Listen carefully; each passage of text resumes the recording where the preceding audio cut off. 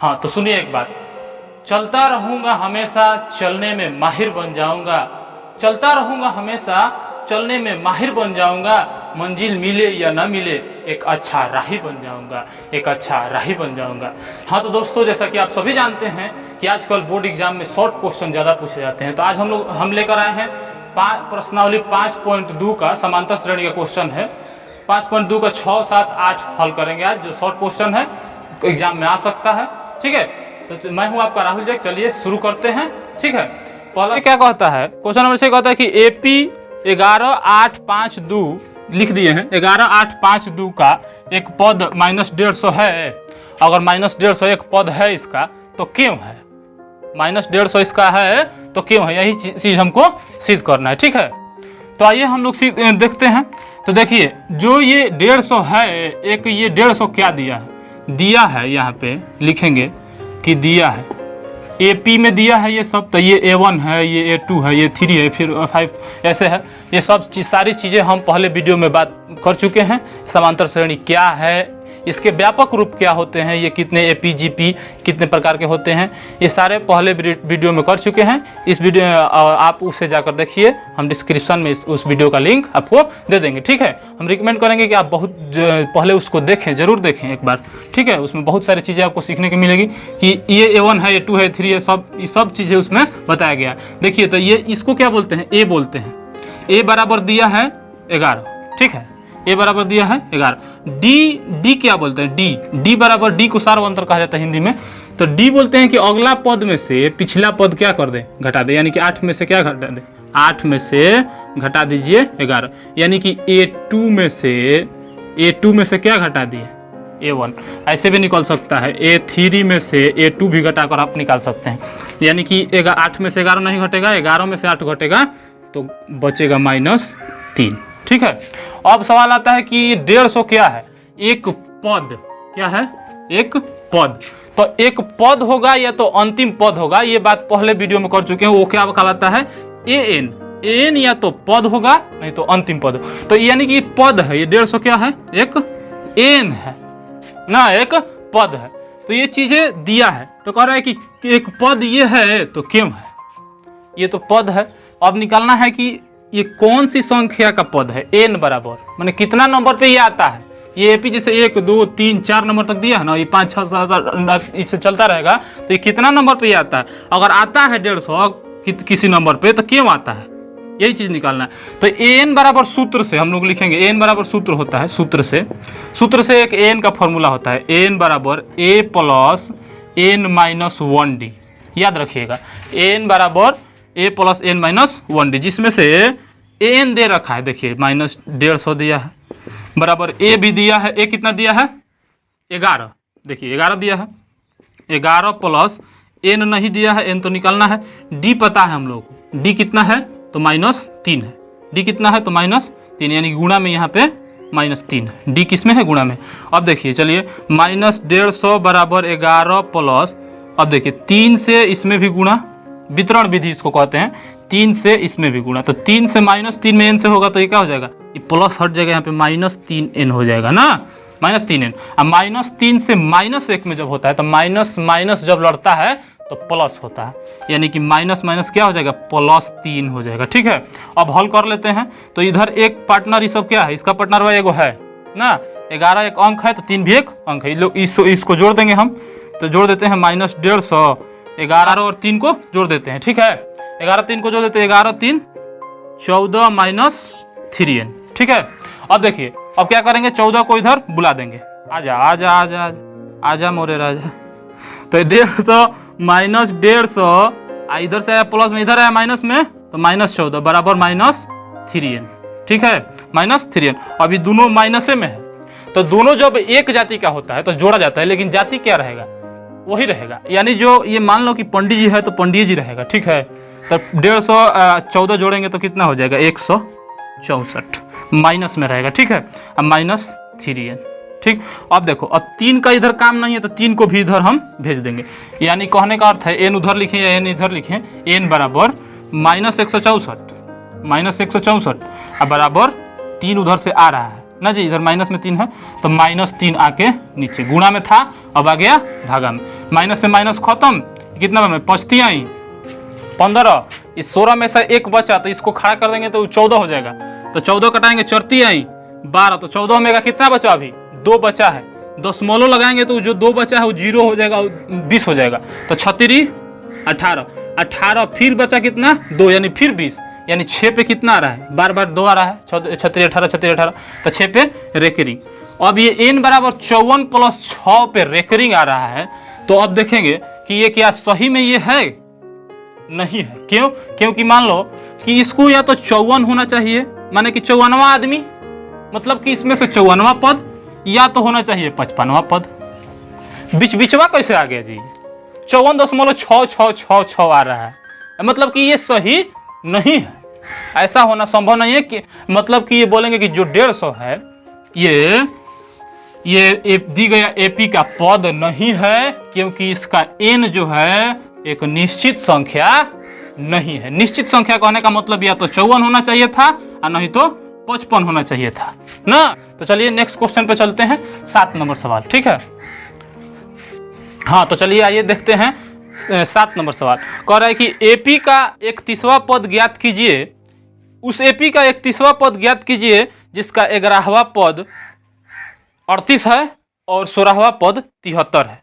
AP का मतलब कि 31वां पद ज्ञात कीजिए, जो क्या है, कौन नंबर सवाल हम लोग को हल करने वाले हैं, 7 नंबर सवाल हल करने वाले हैं। क्या दिया है, इसमें दिया है कुछ, तो जो चीजें दिया है वो लिखते हैं। कह रहा है कि 31वां पद ना 11वां पद ना 11वां पद 38 है, मतलब कि 11वां पद को क्या कहते हैं, A11, पहला पद जैसे A1 A2 A3, तो A11 कितना दिया है 38, और क्या दिया है हो, और दिया है एक 11वां पद और 16वां पद, तो 16वां पद दिया है A16वां पद दिया है 73 दिया है, 16वां पद दिया है 73। तो अब कह रहा है कि इसका 31वां पद क्या होगा, माने कि A31 क्या होगा, 31वां पद को ऐसे लिखा जाता है 31 बराबर व्हाट, A31 बराबर व्हाट। तो आइए निकालते हैं। देखिए A11 बराबर 38 दिया है ना, A11 का व्यापक रूप होता है कुछ। अब व्यापक रूप का बात कर रहे हैं तो ये भी उस वीडियो में मिल जाएगा, इंट्रोडक्शन वाला वीडियो में, एपी का परिचय वीडियो है, जाकर आप लोग देखिए जरूर। A11 को अगर व्यापक रूप देंगे तो इसका होगा, इसका 11 के n में से एक कम करके d से गुणा किया जाता है, यानी कि A + 10d, एक कम करके पद में से d से गुणा कराया जाता है, यानी कि A + 10d बराबर कितना दिया है 38। इसको बना देंगे समीकरण 1, ई दिया है ना हो, और A16 बराबर कितना दिया है 73 दिया है, इसका भी व्यापक रूप हो जाएगा, A + 16n है तो इससे एक कम कर देंगे, यानी कि 15d बराबर 73। ये समीकरण 2 हो जाएगा। अब देखिए ये समीकरण 1 और ये समीकरण 2, ये आ गया इस 3 पाठ का सवाल। ये 2 चर वाले रैखिक समीकरण का रूप पकड़ लिए। देखिए A एक चर है और D भी एक चर है, ABCD के अक्षरों को चर कहते हैं। तो A 2 चर वाले रैखिक समीकरण के युग्म को, जब जोड़ा को हल करने के लिए 3 विधि बनाया गया है, एक प्रतिस्थापन विधि, विलोपन विधि और वज्रगुणन विधि। तो वज्रगुणन विधि और विलोपन विधि और प्रतिस्थापन विधि, इसमें से आपको जो मर्जी करे उससे आप निकाल सकते हैं। हम यहाँ पर विलोपन विधि से निकालेंगे, ठीक है। विलोपन विधि में क्या किया जाता है कि एक चीज को यहाँ से लोप किया जाता है, या तो हम A को कटा लीजिए आप, या तो किसी D को, मतलब कि एक चीज को आपको, एक चर को विलुप्त करना है। विलोपन मतलब विलुप्त करना। तो आइए A को विलुप्त करते हैं। A यहाँ पे सेम है ना, ये चीज हम आगे 3 पाठ में पढ़ा देंगे। तो ये है A सेम है, केवल क्या करना है, हमको घटाना है। एक चीज आता है घटाने पर और एक आता है जोड़ने पर, घटाने पर और एक आता है जोड़ने पर। तो जोड़ने, घटाने पर कहने का मतलब कि चिन्ह चेंज होगा, चिन्ह क्या होगा, चेंज होगा। यहाँ पे होगा नो चेंज होगा, जोड़ने पर मतलब नो चेंज। अगर चिन्ह चेंज करना है तो घटाने पर लिखिए, ठीक है। अगर चिन्ह चेंज नहीं करना है तो जोड़ने पर लिखिए। तो चिन्ह यहाँ पे चेंज करना है, देखिए तो A प्लस में है, ये भी प्लस में है, तो कैसे कटेगा, नहीं कटेगा ना, बिल्कुल कैसे होगा, माइनस में रहेगा तब ना। यानी यहाँ पे क्या किया जाएगा, हम लोग को घटाने पर, समीकरण 1 में से 2 को क्या करने पर, घटाने पर, घटाने पर। 21 नियम से चल रहे हैं तो विलोपन विधि से चल रहे हैं, ठीक है। विलोपन विधि, तो यानी कि A + 10d बराबर 38 लिख लेंगे। जैसे हम बोलेंगे आपको कि 12 में से 10 घटाइए, तो आप क्या करते हैं, 12 में से 10 पहले ऐसे घटाते हैं। तो वही काम यहाँ पे मतलब लिखते हैं ना, ऐसे वैसे ही लिखते हैं। घटाने पर तो इस दोनों को लिख देंगे, इसको लिखेंगे A + 15d बराबर 73। लिख दिए, ऐसे कर दिए। अब चिन्ह अब घटाने पर जब लिखे हैं इसका मतलब कि चिन्ह चेंज होगा, यानी जो ये प्लस में है ये माइनस में होगा, ये भी प्लस में है ये भी माइनस में होगा, ये भी प्लस में ये भी माइनस में होगा। ठीक है, अब देखिए अब ये एक प्लस में या एक माइनस में, ए में से गया खत्म 0। अब देखिए ये भी 10 डी एगो प्लस में या 15 डी एगो माइनस में, तो ये भी घटेगा। तो 10 में से 15 तो नहीं घट सकता है, तो 15 उल्टा कर देते हैं, 15 में से 10 घटा देते हैं तो -5 डी बराबर। अब यहाँ 38 में से 73 नहीं घटेगा तो उल्टा कर देते हैं, 73 में से 38 घटा देते हैं। 13 में से 8 गया कितना 5, और यहाँ से 6 में से 3 गया 3, यानी कि -35। ठीक है, -35 आ गया। अब देखो अब यहाँ से 5 को क्या कर देंगे, उधर भेज देंगे, तो डी बराबर 5 इधर गुणा में उधर जाएगा तो भागा में। देखो डूबी मरले बा भी, देखो -35 बटा में यहाँ पे डूबी मार के निकल गए -5, माइनस माइनस खत्म, 7 5 35। डी बराबर कितना आया 7, डी बराबर 7। ए और डी निकाला जाता है, ए और डी अगर रहेगा हम लोगों के पास तो कितना भी पद निकाल सकते हैं। यहाँ पे तो केवल 31वां पद का बात हो रहा है, हम लाखों पद निकाल सकते हैं। ये चीज़ भी हम समझाए हैं वीडियो में, आप जाकर पहले देख लीजिए। ठीक है, तो आइए देख लेते हैं अब क्या कह रहा है यहाँ पे। तो डी बराबर आ गया 7 ना, तो डी का मान किस में रख देंगे, समीकरण 1 में या 2 में, किसी में भी, यानी कि डी का मान समीकरण किस में हम रखते हैं, हम 1 में रख देते हैं, समीकरण 1 में रखने पर। तो डी का मान समीकरण 1 में रखने पर, तो समीकरण 1 क्या कहता है, a + 10d बराबर 38। ठीक है, ये कहता है। हमको यहाँ पे मान रखना है डी का मान, यानी कि a प्लस इसी को हम क्या कर देंगे 10 गुणे डी का मान कितना आया है 7, यानी डी के जगह पे क्या आ गया 7 बराबर 38। अब देखो गुणा करा देते हैं, तो a + 10 7 70 - 38, 70 - 38। अब 70 का इधर काम नहीं है, हमको तो a निकालना है, तो उधर भेजते हैं। तो इधर प्लस में है, उधर जाएगा तो माइनस में, यानी कि 38 में से -70 घट जाएगा। अब यहाँ पे भी सीधा सीधा नहीं घट रहा है, तो सीधा सीधा नहीं घट रहा है तो उधर से घटा देते हैं। तो 10 में से 8 गया 2 ना, यहाँ पे हो जाएगा 6, 6 में से 3 गया 3, यानी 32, -32 आ गया ना हो, यानी कि a का मान कितना है -32 और d का मान कितना है 7। तो आ गया a और d का मान। अतः क्या निकालना था हमको, a31 नहीं निकालना था जी। तो a31 का व्यापक रूप होगा n से क्या कीजिए 1 कम करके d से गुणा ना, यानी कि a + 30d, यही ना होगा जी 30d।